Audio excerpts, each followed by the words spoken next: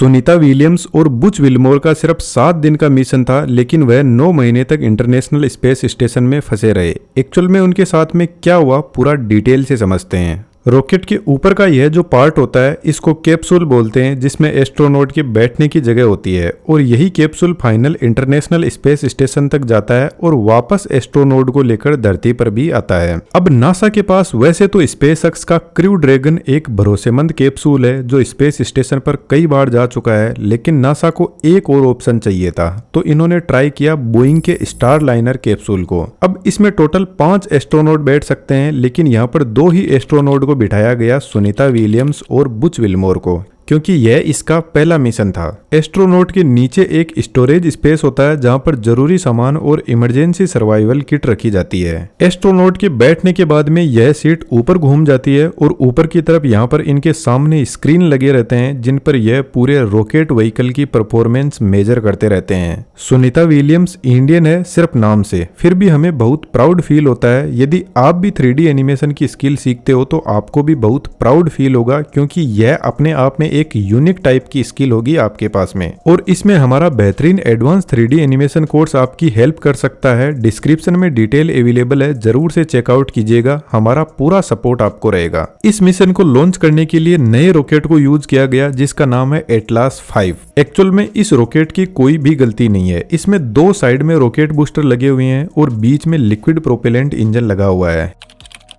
इस इंजन के ऊपर एक स्टेज और है जिसमें क्रायोजेनिक इंजन लगे हुए हैं।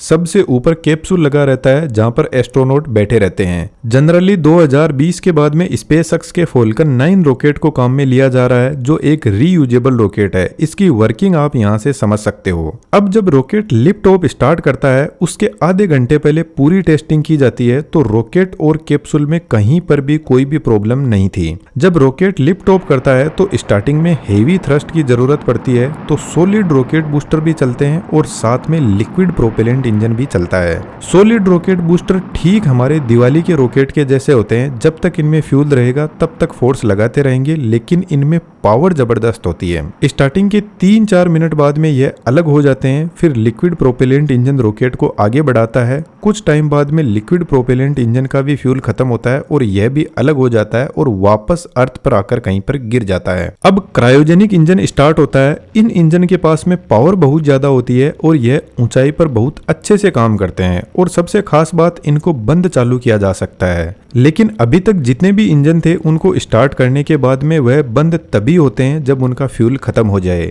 अब क्रायोजेनिक इंजन कैप्सूल को अर्थ की लोअर ऑर्बिट में सेट कर देता है और इंटरनेशनल स्पेस स्टेशन से जुड़ने के लिए इसको एक परफेक्ट ऑर्बिट में लाकर कैप्सूल को छोड़कर अलग हो जाता है। अब यहाँ तक किसी भी रॉकेट इंजन में कोई भी प्रॉब्लम नहीं थी, यह सब परफेक्टली काम कर रहे थे और टाइम पर सेपरेट हो जाते हैं। लेकिन अब काम स्टार्ट होता है इस बोइंग के स्टारलाइनर कैप्सूल का, और यह कैप्सूल अब आगे बढ़ता है अपने ट्राजेक्टरी को फॉलो करते हुए आईएसएस से जुड़ने के लिए। अब इस कैप्सूल में भी बहुत सारे हीलियम थ्रस्टर होते हैं जो कैप्सूल को एकदम अपनी परफेक्ट ट्राजेक्टरी में चलाते हैं, और यह टाइम टाइम पर नीड के अकॉर्डिंग फायर करते रहते हैं। कैप्सूल के आगे की तरफ केप होती है और यह केप ओपन होती है क्योंकि यहीं से कैप्सूल आईएसएस के साथ में डॉक करेगा, और यहाँ पर भी थ्रस्टर लगे रहते हैं। लेकिन स्टारलाइनर के इस कैप्सूल के जो थ्रस्टर है इनमें प्रॉब्लम स्टार्ट होती है और यह सही से फायर नहीं कर पाते हैं। बेसिकली यह जो थ्रस्टर होते हैं इनमें 2 टैंक होते हैं। एक टैंक में हीलियम गैस भरा रहता है प्रेशर के साथ में,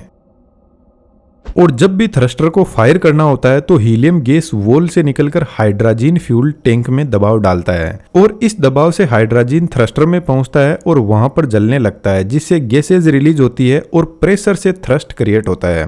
लेकिन यहाँ पर हीलियम टैंक से गैस लीक होने लगती है, जिससे प्रेशर कम होने लगता है, और जब प्रेशर कम हुआ तो इसके थ्रस्टर सही से फायर नहीं कर पाए और यह अपनी ट्राजेक्टरी से थोड़ा भटकने लगे।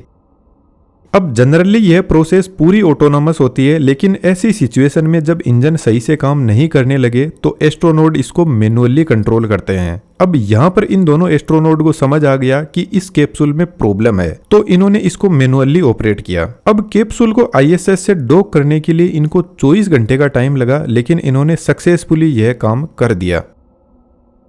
अब यह एस्ट्रोनॉट डायरेक्टली आईएसएस में एंटर नहीं कर सकते। यहाँ पर आईएसएस का एक दरवाजा होता है और एक दरवाजा कैप्सूल का भी होता है और बीच में एक खाली स्पेस होता है जिसको प्रेशराइज्ड मेटिंग एडेप्टर बोलते हैं, इन शॉर्ट पीएमए। तो यहाँ पर एस्ट्रोनॉट बाहर आने से पहले प्रेशर को मेंटेन किया जाता है और फिर आईएसएस का गेट ओपन होता है और बाद में कैप्सूल का और एस्ट्रोनॉट अंदर चले जाते हैं और इस प्रोसेस को भी कंप्लीट होने में 2 घंटे का टाइम लग जाता है और जिन एस्ट्रोनॉट को वापस जाना है वह इसमें आकर बैठ जाते हैं। अब इन दोनों एस्ट्रोनॉट को यहाँ पर सिर्फ 7 दिन रहना था और इन्होंने सोचा कि इस कैप्सूल को यहीं पर ठीक कर लेंगे, लेकिन यह ठीक नहीं हो पाया। तो इस कैप्सूल को वापस धरती पर बुला लिया गया बिना किसी इंसान के। अब सुनीता विलियम और बुच विल्मोर यहीं पर फंस जाते हैं 9 महीने के लिए, लेकिन यहाँ पर स्पेसएक्स का ड्रैगन कैप्सूल ऑलरेडी अवेलेबल था। एक्चुअल में आईएसएस में 3 कैप्सूल पार्क हो सकते हैं, यहाँ पर 3 पीएमए पोर्ट है। अब यह दोनों इस कैप्सूल में बैठते हैं अर्थ पर आने के लिए और यह अब तक का एक भरोसेमंद कैप्सूल भी है। सबसे पहले ड्रैगन कैप्सूल आईएसएस से अलग होता है, फिर आईएसएस के पीछे की साइड में आ जाता है ताकि यह आईएसएस से टकरा ना जाए, क्योंकि आईएसएस की स्पीड बहुत ज्यादा होती है। यह 28,000 किलोमीटर पर आवर की स्पीड से चलता है। अब यह कैप्सूल अपने थ्रस्टर को ऑन करता है और अर्थ की तरफ नीचे आने लगता है। अब यह अर्थ के एटमॉस्फेयर में एंटर करने वाला होता है, तब इसकी स्पीड 27,000 किलोमीटर पर आवर होती है और यह अर्थ के ऑर्बिट में एंटर करने से पहले ट्रंक को हटा देता है। बेसिकली ट्रंक के अंदर सोलर पैनल और रेडिएशन शील्ड लगी रहती है जो इसको पावर भी प्रोवाइड करते हैं और रेडिएशन से भी बचाते हैं।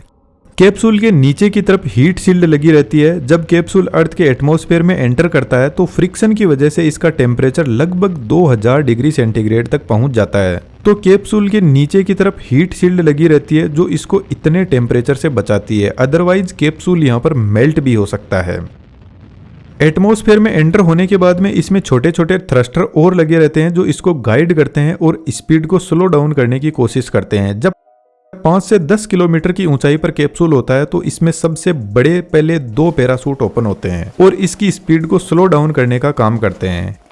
स्पीड धीरे होने के बाद में 2 मेन पैराशूट और ओपन होते हैं और धीरे धीरे कैप्सूल अटलांटिक ओशियन में गिरता है। आप इस कैप्सूल की हालत देख सकते हो, जब यह नीचे उतरता है तो हीट की वजह से यह कैसा हो जाता है। कैप्सूल के नीचे पहुंचते ही स्पेसएक्स की रिकवरी टीम यहां पर पहुंचती है और एस्ट्रोनॉट को कैप्सूल से बाहर निकाला जाता है और फाइनली दोनों एस्ट्रोनॉट सुनीता विलियम्स और बुच विल्मोर 16 घंटे की जर्नी के बाद में सक्सेसफुली लैंड कर जाते हैं। अब यहाँ पर इतना टाइम स्पेस में रहने के बाद इन एस्ट्रोनॉट को हेल्थ इश्यू भी आते हैं। यह डायरेक्ट हमारी जैसी लाइफ नहीं जी सकते क्योंकि आईएसएस में ग्रेविटी माइक्रो लेवल पर होती है और लॉन्ग टाइम बिताने के बाद में यह अर्थ पर आते हैं तो ग्रेविटी की वजह से इनकी बॉडी में बहुत दबाव महसूस होता है जिसकी वजह से चक्कर आने लगते हैं और भी कई हेल्थ इश्यू उनको होते हैं, तो रिकवरी में इनको टाइम लगता है। दोस्तों, ऐसा एनिमेशन सीखने के लिए हमारे 3D एनिमेशन के कोर्स को एक बार जरूर से चेकआउट कीजिएगा। डिस्क्रिप्शन में डिटेल्स अवेलेबल है। Thank you.